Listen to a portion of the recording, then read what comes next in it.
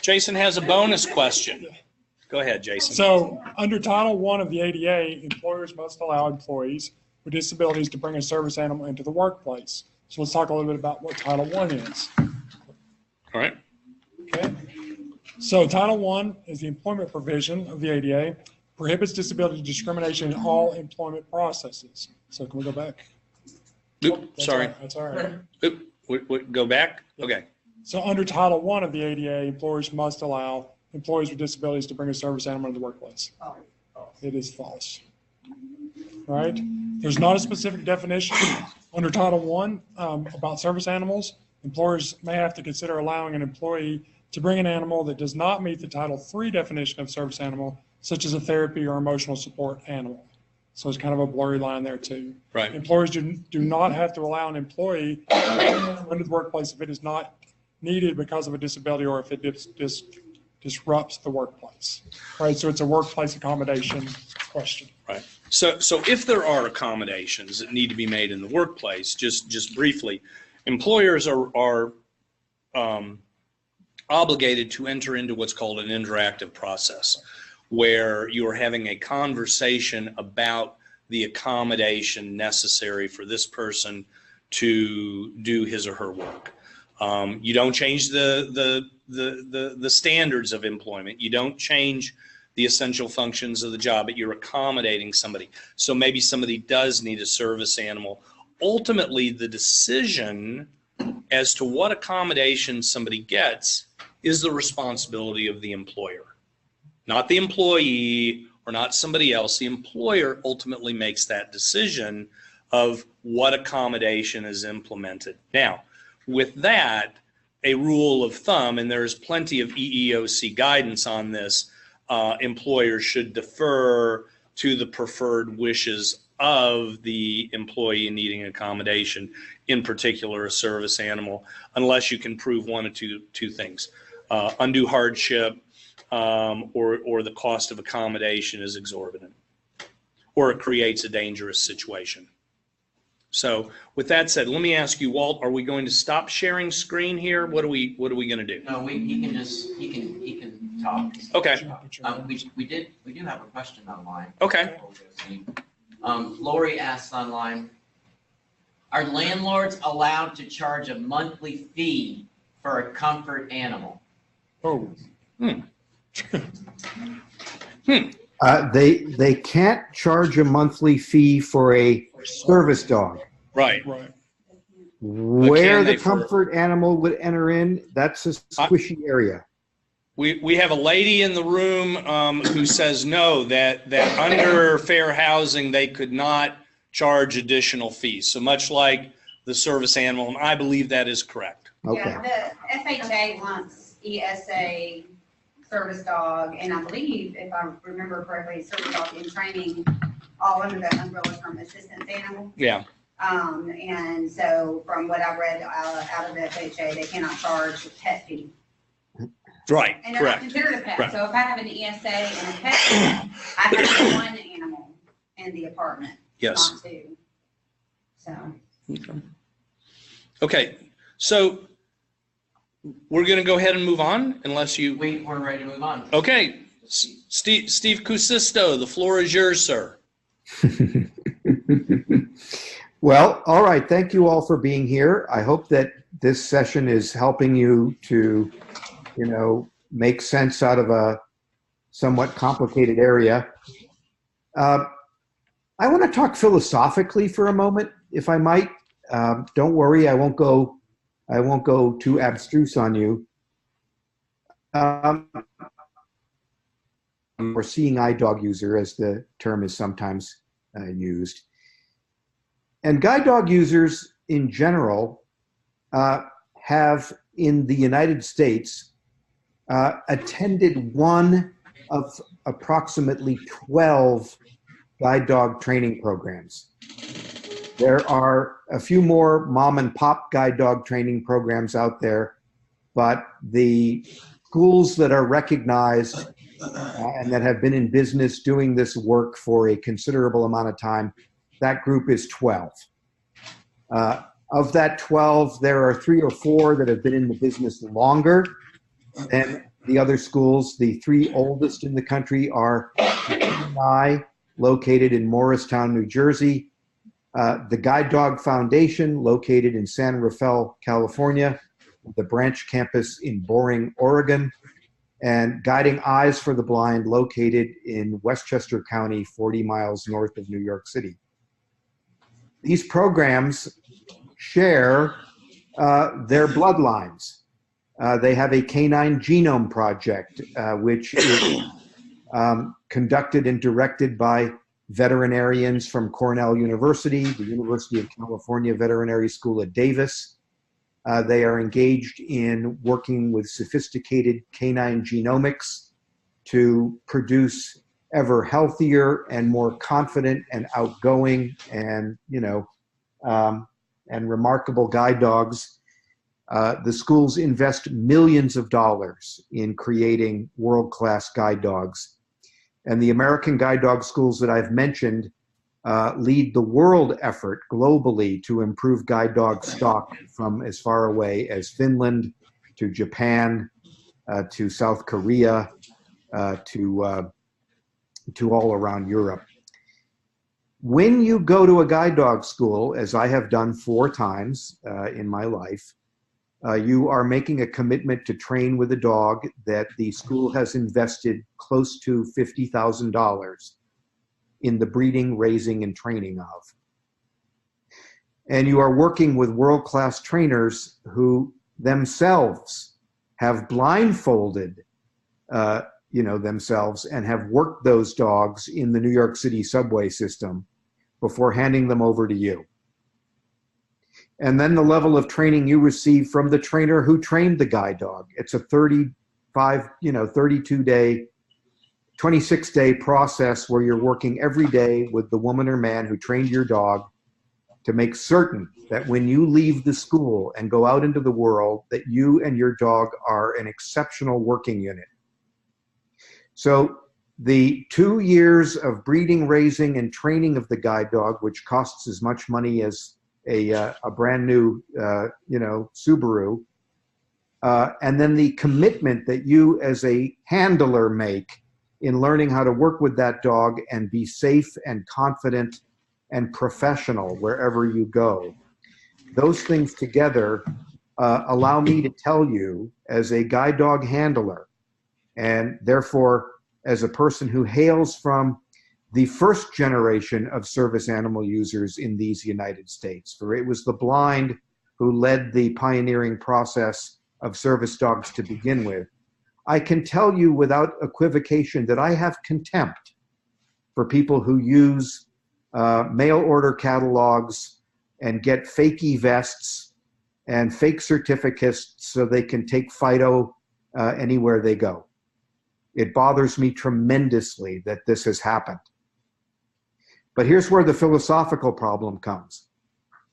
The philosophical problem has to do with the fact that my disability is nobody's business.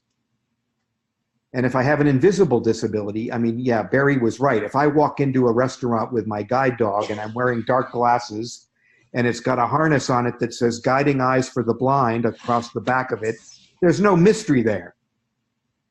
But if I have PTSD and I have a dog that's trained to help me to anticipate, the extraordinary neurological hijackings that people who have survived war often experience, or who have grown up in environments where they were beaten regularly or they've been raped, PTSD training dog, that's an invisible disability and it's nobody's business. And so the way the ADA constructs the issue about the service dog is that you are not obligated to tell people what your disability is. And that is a good thing. However, that creates that effort to safeguard the medical privacy of individuals who have service dogs also leaves open that glaring, gaping place where people can exploit the system and declare Fido a service dog, though it isn't.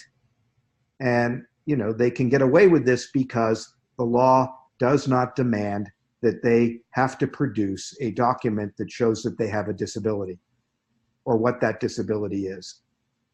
And so I'm split right down the middle. I don't think it's anybody's business if you have PTSD, and nobody should be able to ask you that.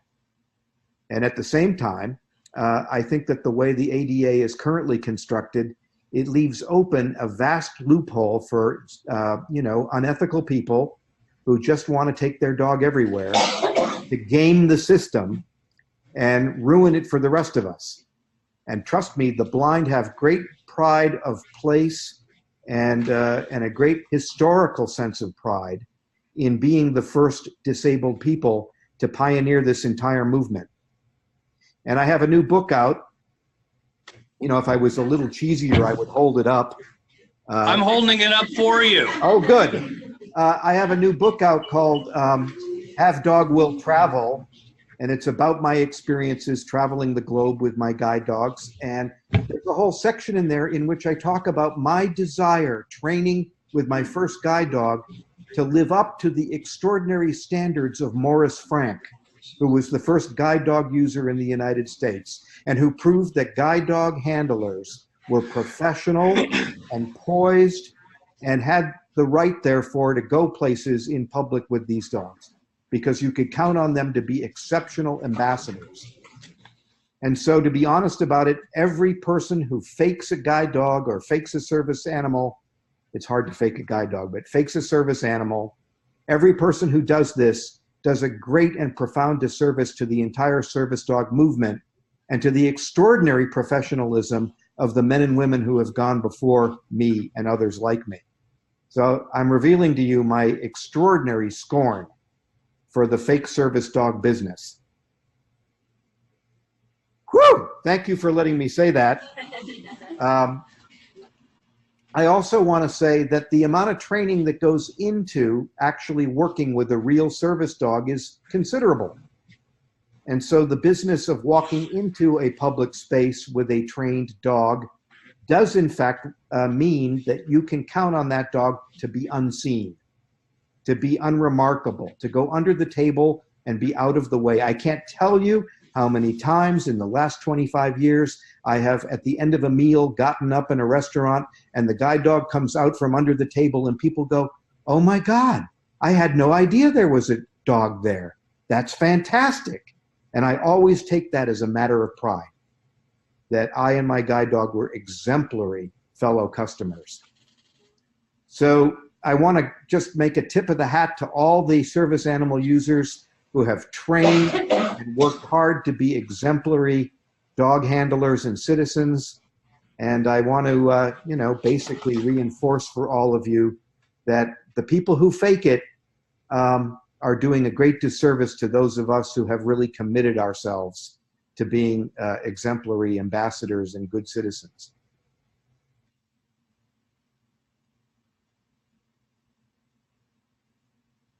Okay. Steve, if they wanted to find this book, where would they find it? Well, it's available at Amazon. It's available through all indie booksellers, including, that indie bookstore consortium, indie.com, Barnes & Noble. It's in fine bookstores everywhere.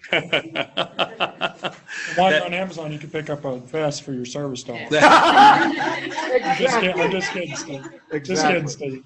That's right. So, but it is a fascinating book. It is a quick and enjoyable read. And Steve won't shamelessly say, "Go buy my book," but I will say it for him. Go get a copy of Have Dog Will Travel. So, Walt, we have questions, I presume. Oh, we have one in the room. Go ahead. Hey. I have a question. Is there some legislation being worked on to allow service animals that cost a significant amount of money to train and upkeep for a person's need? Is there anything in place, legislation being worked on so they'll be covered by health insurance? The question, if you didn't hear it, has to do with health insurance paying for the care, maintenance, training, upkeep of a service animal. Is there any legislation? Is there any legislation? I don't know of any, but I don't know. So Go ahead. this is a very complicated topic. It's almost as complicated as the baseball infield fly rule, which almost no one can explain. But in general terms, the reason that the answer to this is complicated is that there are many different constituencies in the service dog world, and they hold different viewpoints. So, for instance, the guide dog schools, which are the foundational guide dog or service dog training programs historically, continue to hold the view that they don't want any government money of any kind. And they raise the money for training, breeding, and providing guide dogs to the blind. They raise that money through charitable donations, and they provide the dogs free of charge. So, blind people pay nothing for their guide dogs. That charity model requires endless amounts of fundraising. And, there's a lot of hard work to that. The training of dogs for wounded warriors or veterans, or for people who have mobility impairments or other kinds of, neurological or emotional disabilities, for instance, the training of those dogs has been a comparatively recent phenomenon over the last 20 years. And the organizations that provide that training are not as well established or as well endowed as the guide dog training schools. And so they scramble for money. And they often ask the people who are going to train with the dog to provide donations or to pay for the dogs up front, depending on the organization. There are indeed, literally dozens and dozens of these organizations, and no two organizations follows the same policy. There is an effort underway by veterans who want to train with dogs that will assist them with issues like PTSD. There's an effort underway to get the Veterans Administration to actually pay for these dogs. But this has been stalled, in Congress, and has gone back and forth for about 5 years now. And it seems no closer to getting resolved today than it was, say, 5 years ago. So that's the long answer. Very good. You have questions, Walt? This question is from Allison online. Hi, Allison. I am bipolar and suffer from clinical depression for over the past 20 years. I've trained my dog to behave in public so he can go with me places. He has a vest to alert people he is working. Is this okay? Yes. Unequivocally, yes. Because you have trained your dog to be a good citizen in public, and it provides you with a disability accommodation, and you are 100% terrific. So wearing the vest in some situations, Steve, may be a convenience for people to avoid a lot of questions and unpleasant situations. Correct. This question is from Ellen online. It is my understanding that dog guides for blind people are not service animals under the ADA. Also, blind people prefer to call their dogs dog guides rather than guide dogs.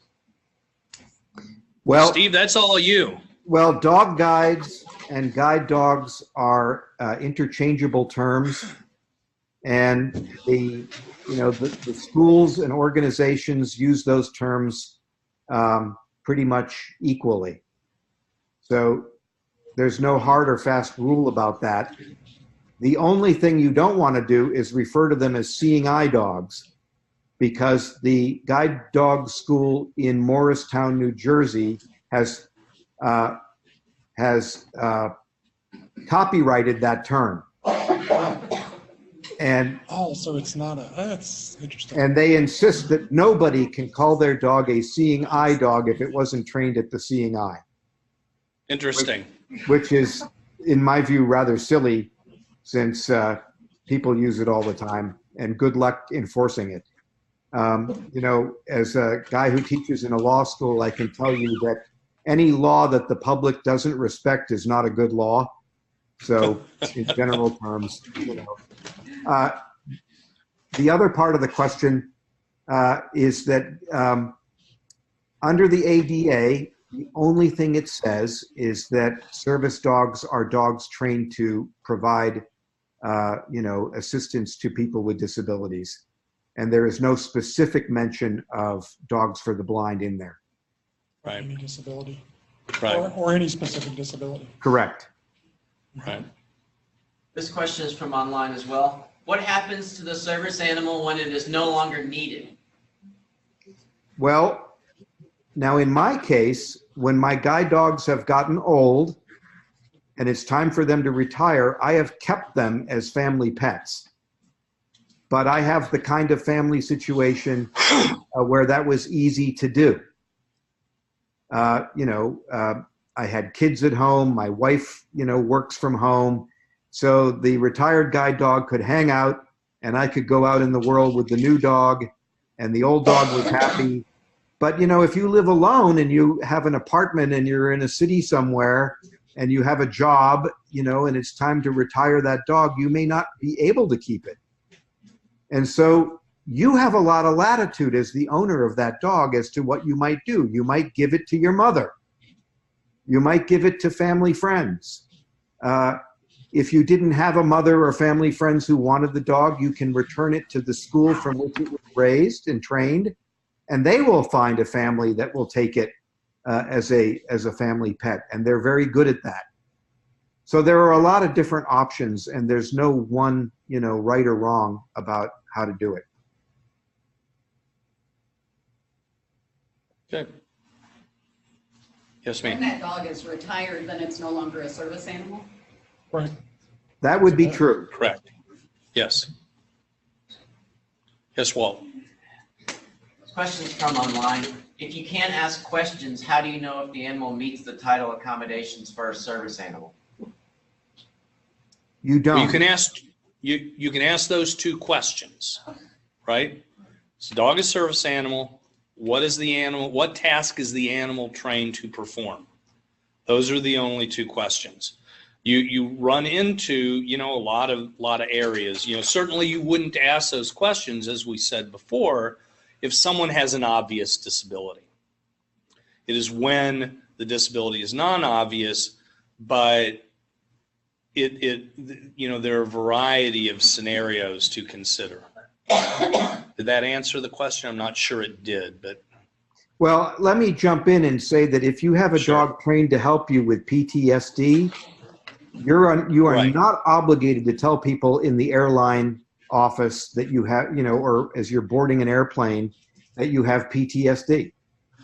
You can say, yes, it's a trained service dog. And you can say, if they ask you what it's trained to do, you can say, it is trained to help me, you know, with, you know, decision making. And Right. that's about it. Well, You don't have in you don't have to say what your disability is. in that particular scenario, getting on an airplane, you've provided some documentation beforehand, right? Because then Air Carriers Act applies. It depends on the airline. You know, Delta and United have now, you know, demanded that before you fly, because of fake service dogs and emotional support animals and peacocks, and that you're supposed to alert them that you have a service animal and provide documentation and upload it. But I'm going to be honest with you, I don't do it. I just show up with the guide dog. That documentation under ACAA is specifically for psychiatric service dogs and emotional support animals. Correct. It doesn't apply to people with right. physical disabilities. Correct. Right, right. I misspoke.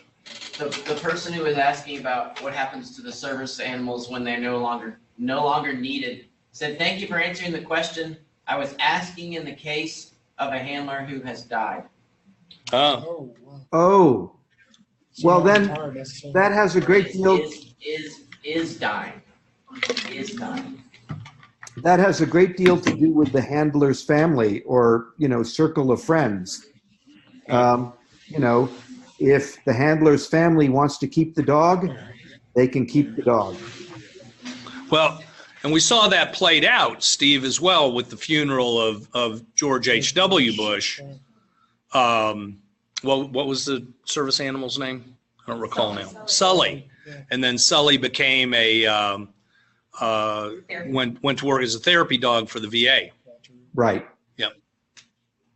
Yes, I ma'am. do want to point out, though, that if the service dog goes to another home, it does not remain a service dog. Correct. Unless it belongs to someone with a disability Well, and it is trained with tasks to mitigate that person's disability.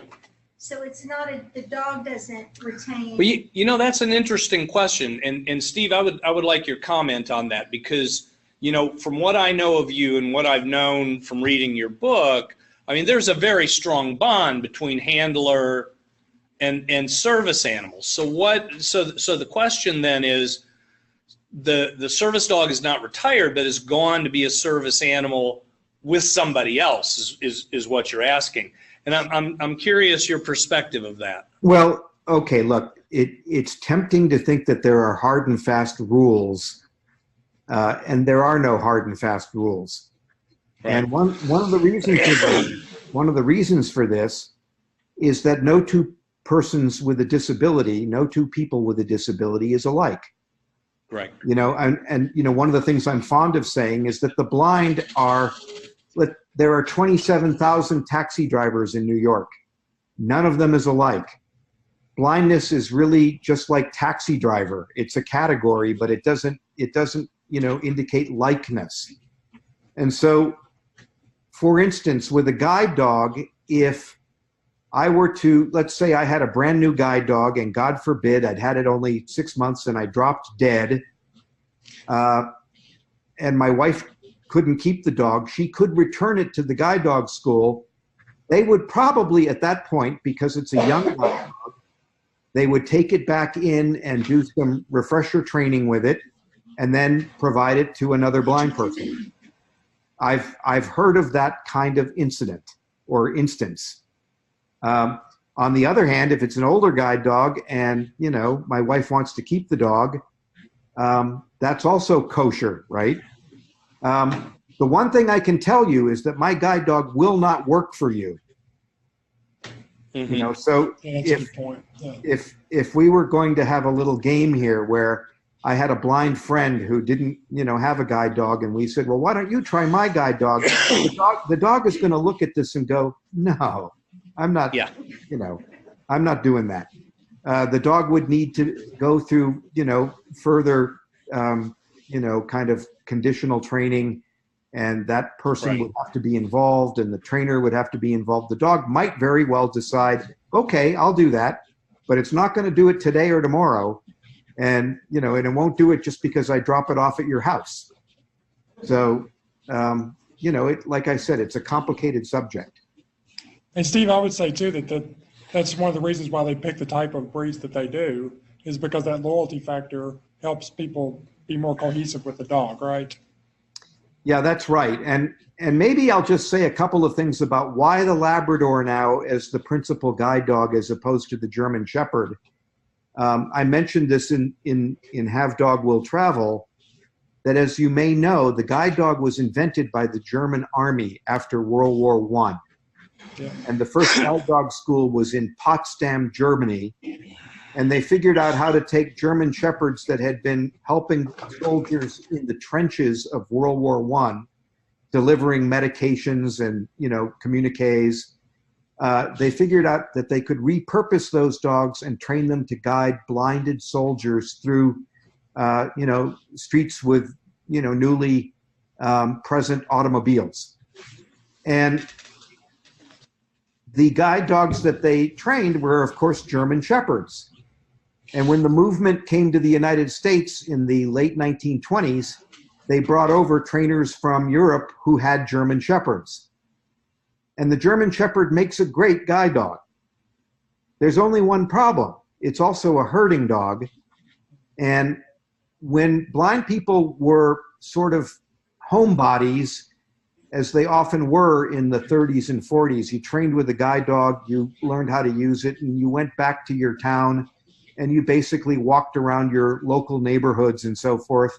The German Shepherd didn't have any difficulty with this, but when blind people, particularly after the 50s, became air travelers and began flying around the country and joining the workforce in increasing numbers and going places, the German Shepherd became a difficult kind of placement because it's a herding dog and it likes to organize its surroundings.